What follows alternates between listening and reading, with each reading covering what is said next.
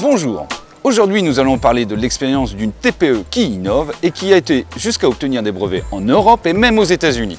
Cette entreprise, c'est Wood Structure qui nous accueille aujourd'hui. Bonjour Frédéric, comment t'appelles-tu? Frédéric.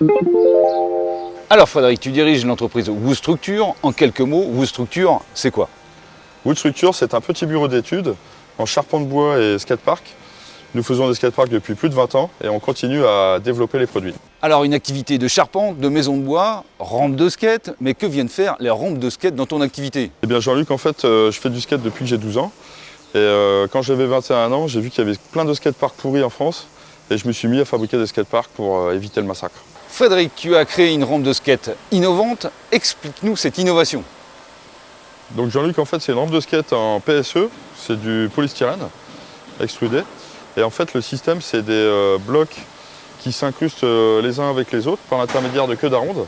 Et dessus, on a des surfaces en bois qui permettent de skater dessus facilement. C'est léger, solide et modulable.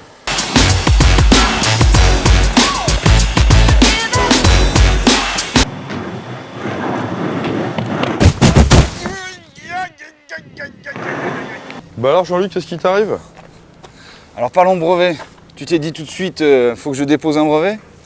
Eh bien oui Jean-Luc, en fait j'ai déposé un brevet suite à la création d'un module que j'avais dans l'atelier.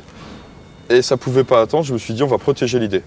Alors je précise que ce brevet français a été étendu en Europe et aux États-Unis et que l'Office européen ainsi que l'Office américain ont tous deux accepté le brevet. Alors aux États-Unis, classiquement, ça n'a pas été simple du tout. L'examinateur nous envoie une première notification dans laquelle il émet des objections majeures vis-à-vis de la brevetabilité de la rampe Wood Structure. Nous répondons à cette première notification, point par point. Nous vantons les caractéristiques de la rampe et quelques temps après, nous recevons une deuxième notification dans laquelle il accepte la brevetabilité. Une décision de délivrance est alors émise. Merci les GSA. Mais ça a dû te coûter une blinde. Eh ben non, en fait ça m'a pas coûté une blinde, puisqu'en fait j'ai tout fait faire. Et pendant ce temps-là, j'ai pu faire autre chose, j'ai pu faire mon vrai travail.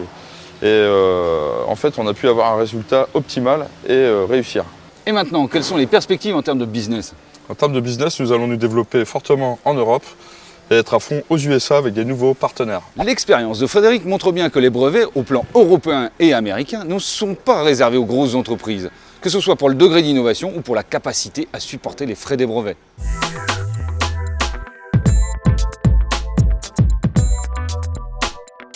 Soyez toujours plus nombreux à nous rejoindre sur notre chaîne YouTube.